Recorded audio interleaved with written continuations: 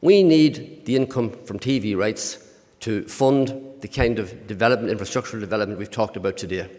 And put it in perspective, the small fish that we are in that regard, if you look at the recent deal made between DT Sky Sports for Premier League rights, the average per game over the next contract is £11 million, 11 million sterling, which would roughly equate what we're bringing in terms of TV rights.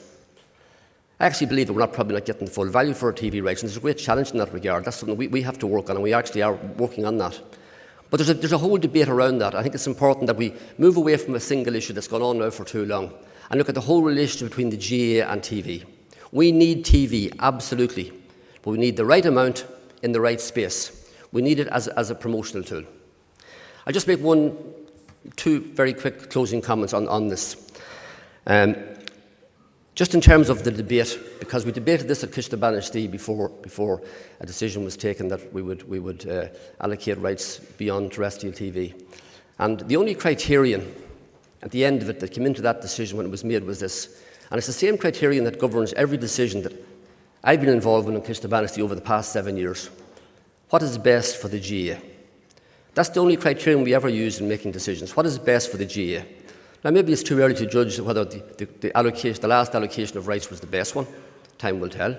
That's the only criterion we ever used. And my final point is, this is all part of the constant challenge that goes on between change and tradition. And I've tried to expound on that at some length in my report as well. And it's always a difficult one for an organisation like ours. We are very traditional, but we've also shown a fantastic ability to modernise when we have to. And every time we do that, it causes a huge level of debate.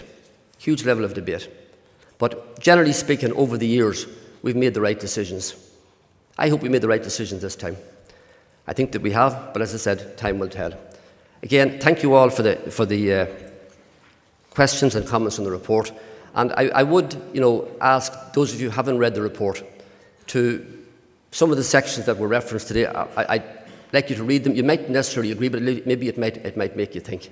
And the final one I want to make is, if you only read one section of the report, please read the section around the so-called corporate GAA.